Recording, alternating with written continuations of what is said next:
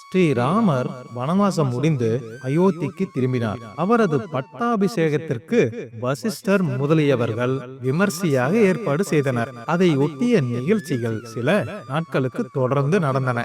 ஸ்ரீராமரின் பட்டாபிஷேகத்தை முன்னிட்டும் ராவணனுடன் நடந்த போரில் பலரை கொன்றதால் ஏற்பட்ட பாவம் அவரை விட்டு நீங்கவும் தான தர்மங்களை செய்ய வசிஷ்டர் ஏற்பாடுகளை செய்தார். அரண்மனை வீரர்களும் அதை பற்றி நாட்டு மக்களுக்கு முரசறைந்து தெரிவித்தனர். மக்கள் பல வகை தானங்களை பெற்றனர். வசிஷ்டர் அறிவித்த தானங்களில் எல்தானமும் ஒன்று. எல்தானம் பெறுபவர் கொடுப்பவரின் பாவத்தையும் சேர்த்தே பெற்றுக்கொள்ள வேண்டும். எனவே பண்புடையவர்கள் யாரும் எல்தானம் பெறமாட்டார்கள். பரம ஏழையாகவும் பண்பாடற்றும் இருப்பவரே எல்தானம் பெறுவர். எல்தானம் பெற யாரும் முன்வரவில்லை. அதை தவிர மற்ற தானங்களை மக்கள் பெற்று சென்றனர். எனவே எல்தானம் பெறுபவருக்கு தங்க கத்திகள் தரப்படும் என்று அறிவிக்கலாம். அதற்கு ஆசை கொண்டு எல்தானம் பெற பலர் முன்வருவர் என்று வசிஷ்டர் கருதினார். நண்பர்களே, இந்த வீடியோக்கு நீங்க இன்னும் லைக் சப்ஸ்கிரைப் பண்ணலாம். ஒரு லைக் சப்ஸ்கிரைப் பண்ணிக்கங்க. அதன்படி வீரர்கள் எல்தானம் பெறுபவர்களுக்கு தங்க கட்டிகள் பரிசாக தரப்படும் என்று முரசறிந்து அறிவித்தனர். அயோத்தியின் எல்லையில் சிங்கார முனிவரின் குடல் இருந்தது. அங்கு அவர் தன் மனைவி சொர்ணவல்லியுடன் வாழ்ந்து வந்தார். அவர்கள் மிகவும் ஏழை தம்பதிகள். ஜபம், தியானம், பிரார்த்தனை, சரணாகதி என்று தன் வாழ்க்கை முழுவதையும் அமைதியான தவ வாழ்க்கைக்கு அந்த முனிவர் அர்ப்பணித்திருந்தார். நிலையற்ற உலக பொருட்களை நாடாமல் அவரது மனம் எப்போதும் இறைவனையே நாடியது. சொர்ணவல்லி நல்ல குணவதி, ஆன்வா பக்குவம் உடையவள். தன் கணவரின் மனம் எப்போதும் அருட்செல்வத்தையே நாடும். பொருட்செல்வத்தை ஒருபோதும் நாடாது என்பதை அவள் நன்கு அறிந்திருந்தாள். ஆனால் வீட்டின் ஏழ்மை நிலையை அவளால் தாங்க முடியவில்லை. எல்தானம் பற்றிய அறிவிப்பு அவளது காதுகளுக்கு எட்டியதும் அவளுக்கு ஒரு யோசனை தோன்றியது. தனது கணவர் எல்தானம் பெற்றால் தங்க கட்டிகள் கிடைக்கும், அதனால் தங்கள் ஏழ்மையையும் நீங்கும் என்று அவள் நினைத்தாள். ஆனால் உடனே அதை தனது கணவரிடம் தெரிவிக்க மிகவும் தயங்கினாள். உரிய நேரத்தில் தனது கருத்தை முனிவரிடம் சொல்ல எண்ணினாள். அப்படி ஒரு நேரமும் வந்தது. சொர்ணவல்லி மிகவும் தயக்கத்துடன் தான் கூற நினைத்ததை ஒருவாறு கூறி முடித்தாள். அதை கேட்டதும் சாந்த சொரூபியான அந்த முனிவர் தனது கடுமையான குரலில், தங்கத்திற்கு ஆசைப்பட்டு எனது தவத்தையும் தேஜஸையும் இழக்க வேண்டுமா என்று கேட்டார். அதுக்கு சொர்ணவல்லி கைகூப்பி பணிவுடன், சுவாமி, நீங்கள் உங்கள் தவத்தை இழக்க நான் சம்மதிப்பேனா? உங்களுக்கு பாவம் வரட்டும் என்று நினைப்பேனா? கணவனின் தர்மத்திற்கு துணையாக இருப்பவளே தர்மபத்தினி. கணவனை பாவம் செய்ய தூண்டுபவள் எப்படி தர்ம பத்தினி ஆவாள்? ஸ்ரீராமபிரான் சாட்சாத் பரபிரம்மம், பரமாத்ம ஸ்வரூபம், பரம்பொருள். நீங்கள் எல்தானம் பெற்றதும் ஸ்ரீராமரின் முகத்தை பாருங்கள். அதனால் எல்தானம் பெறுவதால் வரும் பாவம் அந்த வினாடியே உங்களை விட்டு நீங்கிவிடும். எவ்வளவு பெரிய காட்டையும் ஒரு சிறிய நெருப்பு பொறி எரித்து விடுகிறதல்லவா? எல்தானம் பெறுவது என் நோக்கமல்ல. வறுமையை தாங்க இயலாதால் இவ்விதம் நான் பேசிவிட்டேன், என்னை மன்னியுங்கள் என்று கூறினாள். சொர்ணவல்லியின் விளக்கத்தால் முனிவர் சற்று சமாதானம் அடைந்தார். எல்தானம் பெறுவதற்கு தனது சம்மதத்தை அவர் அரண்மனை அதிகாரிகளுக்கு தெரிவித்தார். சிங்கார முனிவர் எல்தானம் பெற சம்மதித்தார் என்ற செய்தி மக்கள் மத்தியில் பரவியது. அவரா எல்தானம் பெறப்போகிறார்? என்ன ஆச்சரியம்! நம்ப முடியவில்லையே. என்ன பரிதாபம்! எப்படிப்பட்ட தவசீலர் அவர்! அவருக்கு ஏன் இந்த புத்தி வந்தது? கேவலம் தங்கத்துக்கு ஆசைப்பட்டு அவர் தன்னை இப்படி தாழ்த்தி கொள்ள கூடாது என்று மக்கள் தங்களுக்குள் பேசிக் கொண்டனர். அந்த செய்தி வசிஷ்டரையும் அடைந்தது. சிங்கார முனிவர் மிகவும் உயர்ந்த தவசீலர் என்பது வசிஷ்டருக்கு நன்றாக தெரியும். சற்று யோசித்த வசிஷ்டர், சிங்கார முனிவர் தங்கத்திற்கு ஆசைப்படுபவர் அல்ல. அவர் ஏழை. மனைவி கூறியதற்கு இணங்க வறுமையை நீக்குவதற்காக தானம் பெற முன்வந்திருக்கிறார். தானம் பெற்றதும் ஸ்ரீராமரது முகத்தை தரிசித்து தனது பாவத்தை நீக்கிக் கொள்ள நினைக்கிறார் என்பதை தனது தவ வலிமையால் அறிந்து கொண்டார். நண்பர்களே, உங்களுக்கு கதை கடவுள் நம்பிக்கை இருந்தா ஓம் நமச்சிவாயா என்ற மந்திர சொல்லை கமெண்ட் பாக்ஸ்ல கமெண்ட் பண்ணுங்க. மேலும் முனிவர் ஸ்ரீராமரது முகத்தை பார்த்தால் தானம் பயன் தராமல் போய்விடும், ஆதலால் தானம் பெற்றதும் ஒரு திரையிட்டு முனிவர் ஸ்ரீராமரின் முகத்தை பார்ப்பதை தடுக்க வேண்டும் என்று முடிவு செய்தார். தானம் பெறும் நாள் வந்தது. தானத்திற்கு உரிய வேத மந்திரங்கள் முழங்கின. உரிய நேரத்தில் சிங்கார முனிவர் மேடைக்கு சென்றார். ஸ்ரீராமர் எல்லை தானமாக முனிவருக்கு கொடுத்தார். அவ்வளவுதான். உடனே திடீரென ஸ்ரீராமருக்கும் முனிவருக்கும் இடையில் ஒரு திரை விழுந்தது. அதை ஸ்ரீராமர் உட்பட யாரும் எதிர்பார்க்கவில்லை. ஸ்ரீராமரது முகத்தை திரை மறைத்தே விட்டது என்று எண்ணி முனிவர் அதிர்ந்தார். அவரது மனம் கவலையில் மூழ்கியது. தானம் பெற்றதால் பாவம் வந்து சேர்ந்ததை எண்ணி அவரது உள்ளம் நகரியது. நடைபெணமாக அவர் தனது குடிலை நோக்கி நடந்தார். அதற்குள் அரண்மனை வீரர்கள் சிங்கார முனிவரின் குடலில் தங்க கட்டிகளை வைத்து சென்றனர். சொர்ணவல்லி முனிவரை வரவேற்க மகிழ்ச்சியுடன் தயாராக இருந்தாள். உற்சாகம் இழந்து கவலுடன் வந்த முனிவரை கண்டு சொர்ணவல்லியும் பரிதவித்தாள். நடந்ததை அறிந்த அவள் நடுங்கினாள். முனிவர் பேச்சற்று மௌனமானார். இப்போது என்ன செய்வது என்று சொர்ணவல்லி ஆழ்ந்து சிந்தித்தாள். முனிவரின் கவலையை போக்க ஒரு வழி அவளது மனதில் உதித்தது.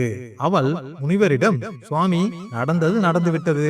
பட்டாபிஷேக விழாவின் கடைசி நாளன்று மங்கள வாத்தியங்கள் முழங்க நமது குடிலுக்கு சற்று தூரத்தில் ஸ்ரீராமர் தேரில் பவனி வரப்போகிறார். அப்போது நீங்கள் அவரை தரிசனம் செய்யுங்கள். அதனால் தங்களது பாவம் நீங்கிவிடும்.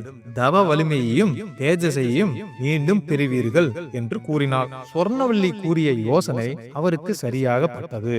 தேர் வரும் நாளை எதிர்பார்த்து அவர் கவலையுடன் காத்திருந்தார். தேரும் வந்தது.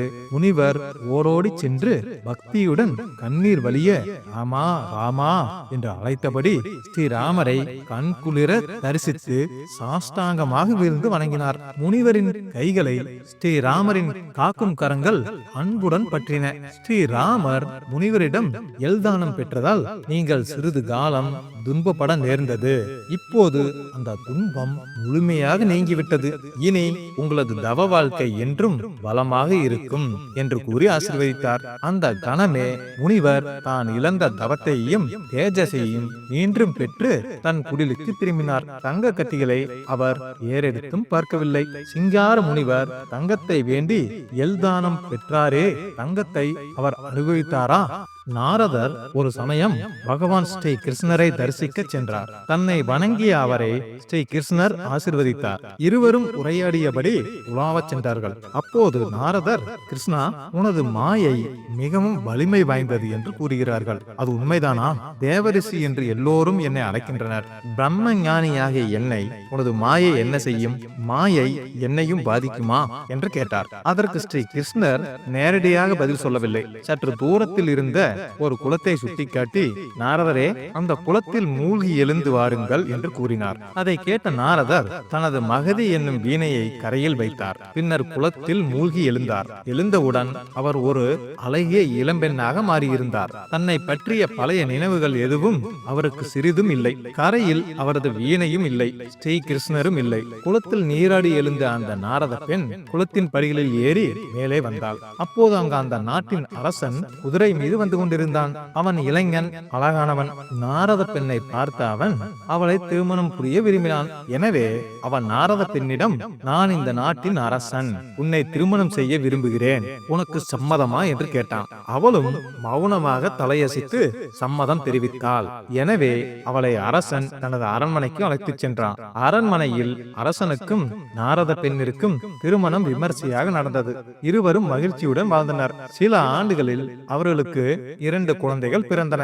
ஒரு சமயம் அந்த அரசன் மீது அடுத்த நாட்டு அரசன் போர் தொடுத்தான். போர் கடுமையாக நடந்தது. போர்க்களத்தில் நாரத பெண்ணின் கணவன் இறந்தான். பின்னர் பகைவர்கள் அவனது நாட்டின் தலைநகரத்தை கைப்பற்ற வந்தார்கள். அரசனின் நெருங்கிய வீரர்கள் சிலர் அரண்மனைக்கு விரைந்து நாரத பெண்ணிடம், அரசியாரே, போரில் நமது அரசர் கொல்லப்பட்டார். பகைவர்கள் அரண்மனையை கைப்பற்ற வந்து கொண்டிருக்கிறார்கள். உங்களையும் அரச குமாரர்களையும் பகைவர்கள் சிறைப்பிடிப்பதற்கு வருவதற்குள் நீங்கள் உங்கள் குழந்தைகளுடன் காட்டுக்கு தப்பி ஓடிவிடுங்கள் என்று கூறினார். நாரத பெண் தனது குழந்தைகளுடன் காட்டிற்கு தப்பி ஓடினாள். பகைவர்கள் தன்னை துரத்தி வரும் ஒலி அவர்களுக்கு கேட்டது. அவள் வேகமாக ஓடினாள். ஓடிய வேகத்தில் அவள் தனது முதல் மகனின் கையை தவறவிட்டாள். இரண்டாவது குழந்தையை மார்போடு அணைத்தபடி ஓடினாள். அதற்குள் பகைவர்கள் அவளை மிகவும் நெருங்கிவிட்டனர். அந்த பயத்தில் அவள் தனது கை குழந்தையையும் போட்டுவிட்டு ஓடினாள். கல்லிலும் முள்ளிலும் விழுந்து ஓடியதால் அவளது உடலில் பலமான காயங்கள் ஏற்பட்டன. நீண்ட தூரம் ஓடிச் சென்ற அவள் ஒரு வழியாக எதிரிகளிடமிருந்து தப்பினாள். அங்கு ஒரு மரத்தடியில் அமர்ந்த அவள் தனது நிலையை எண்ணி, ஐயோ, என் நிலை இப்படி ஆகிவிட்டதே. நான் என் கணவரை இழந்தேன், என் குழந்தைகளையும் பறிகொடுத்தேன், எங்கள் நாட்டையும் எதிரிகள் பிடித்துக் கொண்டனர். நான் இப்போது ஆதரவற்று இருக்கிறேன். இனிமேல் நான் யாருக்காக உயிர் வாழ வேண்டும்? கல்லிலும் முள்ளிலும் அடிபட்டதால் எனக்கு ஏற்பட்ட இந்த காயங்களின் வலியை என்னால் பொறுக்க முடியவில்லை. பசியும் தாகமும் என்னை வருத்துகின்றன என்று கதறினாள். அப்போது ஸ்ரீ கிருஷ்ணர் ஒரு முதியவர் வேடத்தில் அங்கு வந்து, அம்மா, நீ யார்? ஏன் இப்படி இந்த காட்டில் தனிமையில் அழுது கொண்டிருக்கிறாய் என்று கேட்டார். நாரத பெண் தனது அவல நிலையை முதியவரிடம் கூறி அழுதாள். முதியவர் அவளிடம், அம்மா, அதோ அந்த குளத்தில் நீராடி விட்டு வா, அதனால் உனக்கு நன்மை ஏற்படும் என்று தெரிவித்தார். முதியவர் கூறியபடி நாரத பெண் குளத்தில் மூழ்கி எழுந்தாள். உடனே அவளது அந்த உருவம் மாறியது. நாரதரின் பழைய வடிவமும் தோன்றியது. நடந்தவை அனைத்தும் அவரது நினைவுக்கு வந்தன. குளத்தில் இருந்து வெளியே வந்த நாரதர் கரையில் தான் வைத்து சென்ற வீணையை எடுத்துக்கொண்டார். அங்கு ஸ்ரீ கிருஷ்ணர் நிற்பதையும் பார்த்தார். நடந்தது அனைத்தையும் எண்ணியபடி நாரதர் ஸ்ரீ கிருஷ்ணரிடம், பகவானே, நான் கர்ப்பம் கொண்டதற்கு என்னை மன்னியுங்கள். உங்களது மாயை மிகவும் வலிமை வாய்ந்தது. அதற்கு நான் ஒருபோதும் ஆட்படாமல் இருக்க என்னை ஆசீர்வதியுங்கள் என்று வணங்கி கேட்டுக்கொண்டார். ஸ்ரீ கிருஷ்ணரும் நாரதரின் பிரார்த்தனையை ஏற்று ஆசீர்வதித்தார். முக்குணங்களால் ஆகிய என்னுடைய இந்த மாயையை தெய்வீகமானது, யாராலும் கடக்க முடியாதது. ஆனால் யார் என்னையே சரணடைகிறார்களோ அவர்கள் இந்த மாயையை கடக்கிறார்கள். நண்பர்களே, அடுத்து இந்த வலதோரத்துல இருக்கிற கட்டத்துல ஒரு சூப்பரான கதை இருக்கு. அதையும் தொட்டு பார்த்துருங்க. இன்னும் நிறைய கதைகளை பார்க்கலாம். லைக் பண்ணுங்க, கமெண்ட் பண்ணுங்க, ஷேர் பண்ணுங்க. மறக்காம நம்ம சேனலை சப்ஸ்கிரைப் பண்ணிருங்க. நன்றி நண்பர்களே.